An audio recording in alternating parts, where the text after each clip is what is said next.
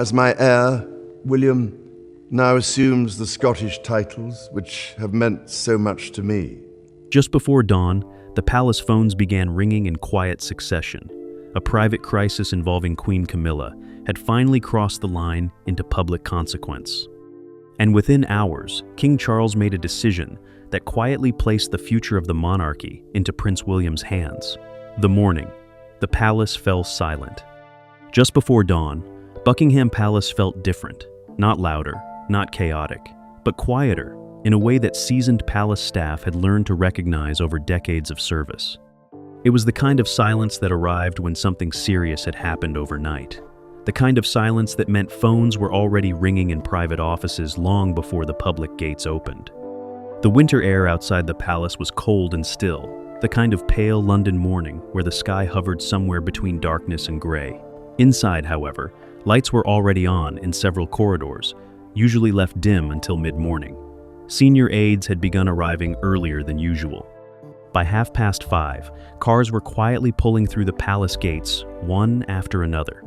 No official announcement had been made, no emergency briefing had been scheduled, but word had traveled quickly through the inner network of private secretaries, advisors, and communication staff. Something involving Queen Camilla had crossed a line. For weeks, there had been murmurs behind closed doors. Conversations that began as quiet concerns among palace staff had slowly grown into more serious discussions among senior advisors. What had initially seemed like a manageable controversy had gradually developed into something far more complicated. The problem was not simply public criticism. The monarchy had endured criticism before. What troubled palace officials now was the speed at which the situation surrounding Camilla had begun to spiral beyond their control. Overnight, several developments had unfolded almost simultaneously. International media outlets had picked up the story. Political commentators had begun discussing the implications. And perhaps most troubling of all, internal polling circulating within government circles suggested that the controversy was beginning to affect public confidence in the institution itself. Inside Buckingham Palace, that kind of shift always triggered alarm. By 6 in the morning, the king had already been briefed. King Charles was awake earlier than usual, seated at a small writing desk in a private sitting room overlooking the palace gardens. A stack of briefing folders had been placed neatly in front of him, each one prepared overnight by senior staff who understood the gravity of the moment. Charles had spent decades preparing for the role he now held. He had studied the history of the monarchy closely enough to know that its survival often depended not on grand speeches or dramatic gestures, but on quiet decisions made at precisely the right time. And this morning felt like one of those moments. The reports were not encouraging. The controversy surrounding Camilla had begun as a manageable public relations challenge, but the longer it lingered without clear direction from the palace, the more it had allowed speculation to flourish. Television panels were debating the issue openly. Commentators who normally treated royal matters with restraint had begun raising uncomfortable questions. Even diplomatic contacts in several Commonwealth countries had privately expressed concern about how the situation might affect the monarchy's reputation abroad. Charles read through the briefings carefully, pausing often. For anyone who had worked with him closely, it was a familiar sight. The king rarely rushed decisions. He preferred to absorb information slowly, considering not only the immediate consequences, but the long-term implications for the institution he now represented. But this time, there was an additional layer of pressure that few outside the palace fully understood, because this crisis touched someone deeply personal to him. Camilla was not simply a public figure, she was his wife, his partner through years of scrutiny, controversy, and eventual acceptance by the public. Yet the monarchy had always demanded difficult choices from those who wore the crown, and Charles knew that better than anyone. By the time the palace clock struck 7, several of his most senior advisors had gathered in a private meeting room nearby. Among them were members of the king's communications team, constitutional advisors, and senior household officials who had served both Charles and his late mother for years. The atmosphere in the room was tense but controlled. Everyone understood that the conversation about to take place would shape the palace's response moving forward. But beneath the procedural tone of the discussion, another realization was beginning to emerge quietly among those present. The situation might require something far more significant than a statement or a carefully managed press strategy. It might require a shift in authority. For several weeks now, Prince William had been increasingly involved in internal consultations regarding the monarchy's public strategy. At first, his role had been informal, a few private conversations with his father, occasional briefings with communications staff. But as the Camilla controversy deepened, those conversations had become more frequent, more detailed, and more serious. William represented something that the monarchy desperately needed in moments of uncertainty: stability, generational continuity, and public credibility with a younger audience. Charles understood this. Many of his advisors understood it too, which was why, as the meeting progressed that morning, a quiet but profound idea began to circulate around the table. Perhaps the time had come to allow the Prince of Wales to take on a greater role in guiding the institution through the storm. No formal decision had been made yet, but inside Buckingham Palace, the silence that had settled over the building that morning carried the unmistakable weight of change. Because sometimes the monarchy does not shift through dramatic announcements or historic ceremonies. Sometimes it changes in quiet rooms, before sunrise, when a king begins to realize that the future may need to arrive sooner than anyone expected. The controversy that would not fade. The difficulty for Buckingham Palace was not that controversies appeared. The monarchy had survived scandals before. Over generations, royal households had learned to weather moments of criticism with a careful mixture of silence, patience, and occasionally well-timed response. But the situation surrounding Queen Camilla had begun to behave differently.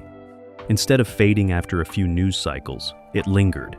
And in the modern media landscape, lingering stories often become dangerous ones. The controversy had started quietly, almost innocently enough. A series of reports began circulating across several publications, raising questions about certain private meetings and decisions connected to Camilla's expanding role within the royal household.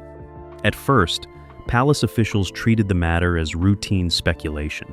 Stories about the royal family appeared constantly, and most dissolved quickly once public attention moved elsewhere.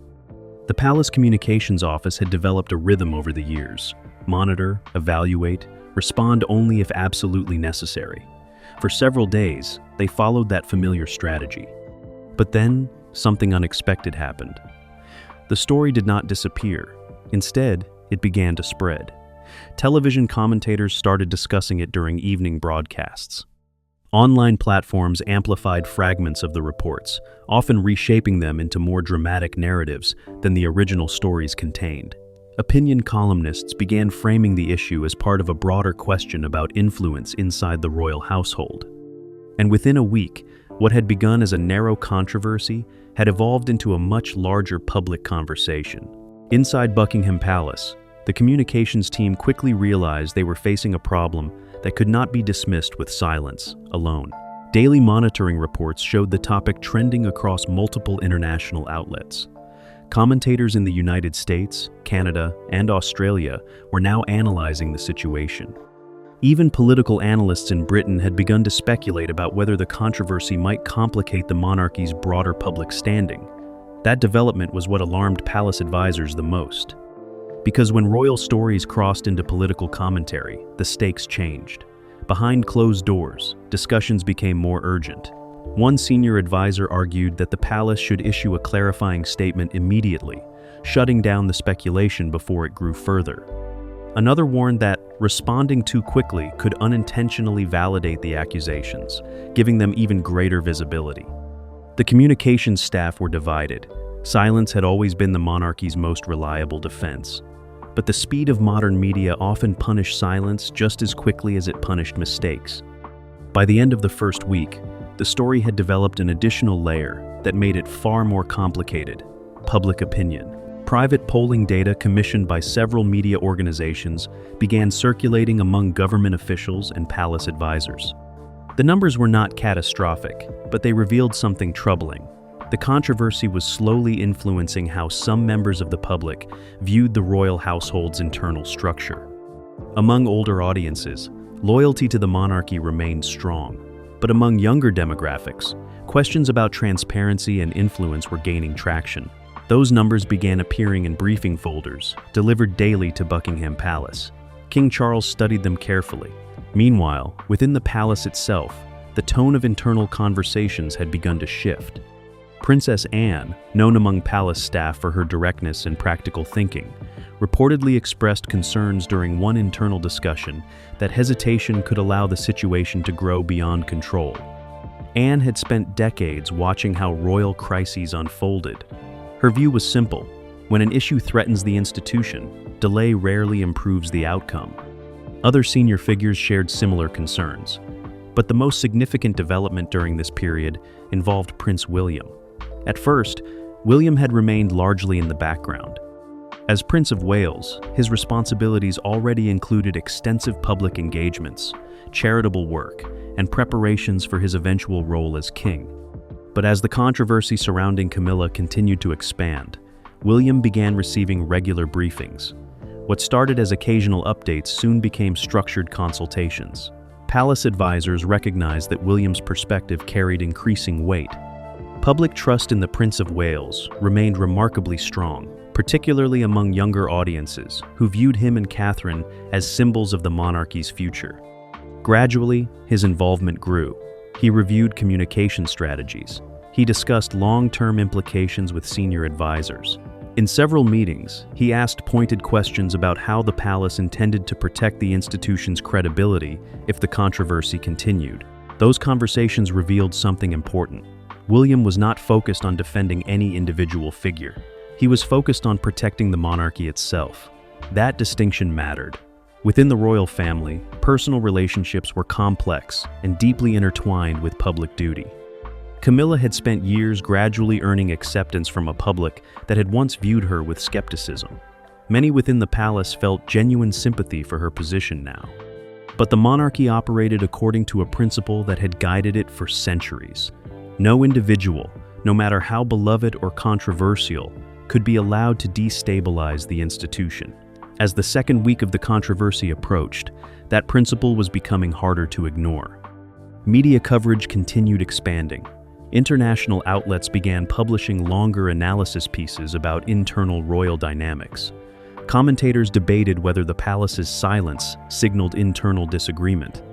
And inside Buckingham Palace, the atmosphere grew noticeably more serious. The king's advisors were no longer asking whether the story would fade. They were asking how long the monarchy could afford to wait before acting.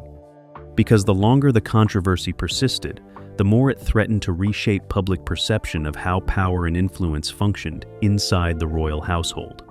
And that question, power, was quietly becoming the center of the crisis, not just Camilla's role, but who truly held authority in guiding the monarchy through moments of instability. It was a question that would soon require an answer, and the answer, increasingly, seemed to point toward Prince William, a king under pressure. For King Charles, the growing controversy surrounding Queen Camilla was not simply another public relations challenge. It was something far more complicated. It touched the delicate intersection where personal loyalty met institutional responsibility, and for a monarch, that intersection was rarely comfortable. Charles had spent most of his life preparing for the crown. Decades before he ever ascended the throne, he studied the quiet mechanics that kept the monarchy functioning through wars, scandals, abdications, and political upheaval. He understood that the survival of the institution often depended on a single principle: the crown must always stand above personal circumstances. But knowing that principle in theory was very different from facing it in reality, because this time, the crisis involved someone he loved. Camilla had stood beside him during some of the most turbulent chapters of his life. Their relationship had endured years of intense scrutiny, public criticism, and complicated family dynamics. Over time, the British public had slowly softened its view, and when Charles became king, Camilla's role as queen consort was accepted by many as part of the monarchy's natural evolution. Yet the current controversy had reopened questions that palace officials had hoped were long settled. Every morning, fresh briefing documents arrived on the king's desk. They included summaries of media coverage, internal polling, diplomatic reactions, and communications assessments prepared by palace advisors. Each document carried the same underlying message. The issue was no longer contained. Charles read them slowly, often in silence. Those who worked closely with the king had come to recognize his method of decision-making. he rarely reacted impulsively. Instead, he absorbed information piece by piece, reflecting on the wider implications before moving toward action. It was a habit shaped by decades spent observing how quickly public crises could spiral when handled without patience. But patience had its limits. As the controversy surrounding Camilla continued to dominate headlines, Charles found himself facing a dilemma that had quietly haunted many monarchs before him. How much could a king protect his personal relationships without risking the stability of the crown itself? The question lingered heavily inside Buckingham Palace. In several private meetings, senior advisors began presenting Charles with increasingly candid assessments. The palace communications team outlined how the story had expanded across international media networks. Political analysts had begun speculating openly about internal royal influence, and commentators who normally avoided sensitive royal matters were now discussing the controversy with unusual confidence. For the monarchy, that shift was troubling. When public discussion moves from gossip into institutional analysis, the narrative becomes harder to control. One constitutional advisor reportedly delivered a particularly blunt warning during a private briefing. The monarchy's strength, he explained, depended largely on public perception of its stability and neutrality. If the public began to believe that internal relationships were interfering with that stability, the institution itself could suffer lasting damage. Charles listened carefully. He had heard similar warnings before during earlier moments in royal history, moments when difficult decisions had reshaped the monarchy in ways few people initially expected. What made this situation different, however, was the additional pressure created by his own circumstances. The king was no longer the young Prince of Wales observing crises from a distance. He was now the monarch responsible for guiding the institution through them. And while Charles remained intellectually sharp and deeply committed to his duties, those close to the palace were aware that the demands of kingship had grown heavier in recent months. The long years of preparation had not fully captured the emotional weight of the role. Privately, advisors had begun discussing how the king's schedule might need careful management as he navigated both public responsibilities and mounting internal pressures. It was not a matter of weakness, but of realism. Leading a centuries-old institution through modern scrutiny required enormous energy, and the Camilla controversy was consuming more attention than anyone had anticipated. During several meetings, Charles began relying increasingly on Prince William's presence in the room. At first, William's participation was largely observational. He listened carefully as advisors presented their assessments, occasionally asking clarifying questions about public reaction or media patterns. But as the discussions continued, his role gradually evolved. William began offering his own perspectives on how the monarchy might respond. Those perspectives were shaped not only by tradition, but by generational awareness. The Prince of Wales understood how rapidly information now moved through digital platforms and global media networks. He recognized that younger audiences often interpreted royal silence very differently than previous generations had. Where earlier eras allowed controversies to fade quietly, the modern environment demanded clearer signals of leadership. Charles seemed to understand this instinctively. More than once during private consultations, the king asked William for his candid assessment of the situation. Those conversations were respectful, sometimes reflective, but always serious. Both men understood that they were discussing more than a temporary public relations problem. They were discussing the long-term credibility of the monarchy itself. Inside the palace, advisors began noticing the subtle shift taking place. The king still presided over the meetings. His authority was unquestioned, but William's voice was becoming increasingly central to the strategic conversations, shaping the palace's response. It was not a formal transfer of power, not yet. But there was growing recognition that the Prince of Wales represented something the monarchy needed in this moment of uncertainty, reassurance that the future of the institution remained steady. For Charles, that realization carried both comfort and gravity. Comfort, because it confirmed that the next generation was ready to shoulder responsibility. Gravity, because accepting that reality meant acknowledging a difficult truth. The monarchy might soon require a change in how authority was exercised within the palace. And the decision about when and how that change would happen now rested with the king alone. The meeting that changed everything. The meeting was scheduled quietly. There were no formal announcements placed on the royal calendar. No aides waiting outside with briefing folders. No press secretaries preparing statements in advance. To most of the palace staff, the morning appeared routine. But inside Buckingham Palace, one private conversation was about to alter the balance of authority within the monarchy. Prince William arrived shortly after mid-morning. He had been asked to come alone. The Prince of Wales was accustomed to private discussions with his father. Throughout Charles's reign, they had spoken frequently about royal duties, institutional reforms, and the delicate balance between tradition and modernization. But this meeting carried a different atmosphere. The request had come late the previous evening through the king's private secretary, delivered with a tone that suggested urgency rather than routine consultation. William understood immediately that something significant was unfolding. When he entered the king's private sitting room, Charles was already waiting. The room itself was quiet and modest by palace standards, decorated with a mixture of historical portraits and personal photographs that reflected both royal heritage and family life. Charles stood near the window, looking out toward the gardens. For a moment, neither man spoke. It was the kind of silence that often precedes serious conversations in families that have spent a lifetime navigating public expectations. Father and son understood each other well enough to recognize when the moment called for patience.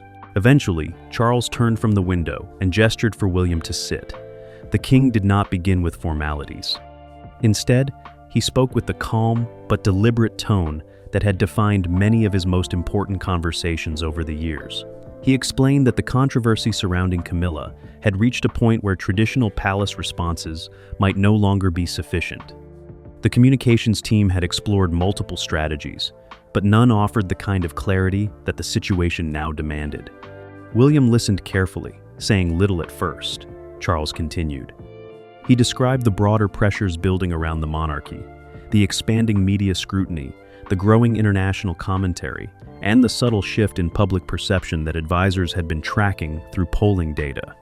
Each of these developments, the king explained, was manageable on its own. Together, however, they created something more complicated. They created uncertainty. And uncertainty, in the context of the monarchy, could become dangerous if it lingered too long. William asked several questions about the palace's internal discussions. He wanted to understand how advisors were interpreting the public mood and whether any consensus had emerged about how the institution should respond. Charles answered honestly. There was no single consensus. Some advisors still believed that patience would allow the controversy to fade naturally. Others argued that the palace needed to demonstrate firmer leadership before speculation hardened into lasting narratives about internal influence. The king paused for a moment before continuing. It was clear that he had been reflecting deeply on the problem. Charles told William that the monarchy had always evolved during moments of pressure. Throughout history, the institution had survived not by resisting change entirely, but by adapting carefully when circumstances demanded it. This, he suggested, might be one of those moments. William remained silent as his father spoke. He understood where the conversation was heading, but he also understood the gravity of what was being considered. Any structural shift in authority within the royal household carried enormous symbolic weight. The monarchy depended on continuity. Changes had to be introduced with extraordinary care. Charles then addressed the subject directly. He explained that the controversy surrounding Camilla had unintentionally created a situation where his own involvement in certain operational decisions could complicate the palace's ability to manage the narrative effectively. The public would inevitably interpret every response through the lens of personal loyalty. That dynamic, Charles admitted, placed the institution in a difficult position. For the monarchy to maintain credibility, its leadership needed to appear focused entirely on the stability of the crown rather than the defense of any individual figure. William finally spoke. He acknowledged the complexity of the situation, but also expressed caution. Expanding his role too quickly, he warned, might create the impression that the monarchy was reacting to the controversy rather than guiding the response with deliberate confidence. Charles nodded. He had anticipated that concern, but the king also believed that the circumstances required a clear signal of institutional strength. The public needed to see that the monarchy was capable of managing internal challenges without allowing them to disrupt its long-term direction. Then, Charles said something that changed the tone of the conversation entirely. He told William that he wanted him to assume broader operational authority within the royal household. The decision was not framed as a temporary adjustment. It was presented as a structural evolution in how the monarchy would function during a period of heightened scrutiny. William would take a leading role in shaping the palace's strategic responses, overseeing communication efforts, and coordinating key institutional decisions. Charles would remain king. His constitutional authority would remain untouched. But the day-to-day leadership guiding the monarchy through the current storm would increasingly rest with the Prince of Wales. William sat quietly for several seconds after hearing the proposal. He understood the significance immediately. Accepting this responsibility meant stepping closer to the center of royal authority than he had ever stood before. It meant navigating complex family dynamics while maintaining the public image of unity that the monarchy relied upon. It also meant preparing, sooner than expected, for the responsibilities that would one day accompany the crown itself. Finally, William responded. He told his father that if the decision truly served the stability of the institution, he would accept the responsibility. But he also made one condition clear: the transition needed to appear calm, deliberate, and free from any suggestion of internal conflict. Charles agreed. The monarchy's strength, after all, had always depended on its ability to present continuity, even during moments of profound change. And as the meeting ended, both men understood that a quiet shift in royal authority had just begun, one that the public would soon begin to notice. Shockwaves inside the palace. News of the king's decision did not arrive through a public announcement. Instead, it traveled the way most significant changes inside Buckingham Palace always had: quietly, through corridors of private offices, confidential briefings, and carefully worded instructions passed between senior staff. By the early afternoon, a small circle of high-ranking palace officials had been informed that Prince William would begin assuming expanded operational authority within the royal household. The explanation was presented in measured language. This was not a transfer of the crown. The king remained fully in command of his constitutional duties. But William would now play a much larger role in guiding the monarchy's strategic direction during what advisors described as a period of heightened scrutiny. Among senior staff, the reaction was immediate.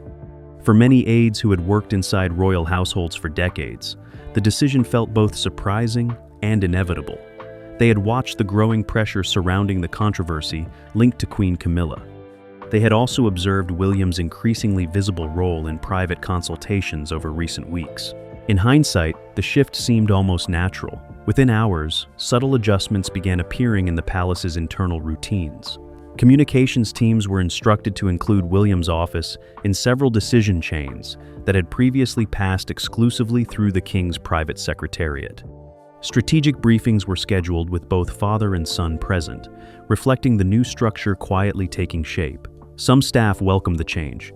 William's reputation for direct communication and steady judgment had earned him considerable respect within palace circles.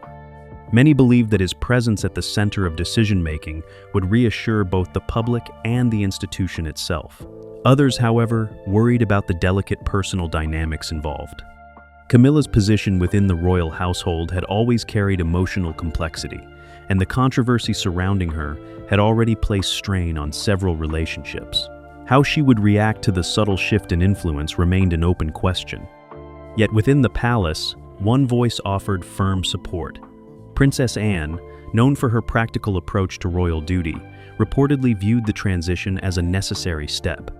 Institutions, she often reminded those around her, could not afford to hesitate when stability was at stake.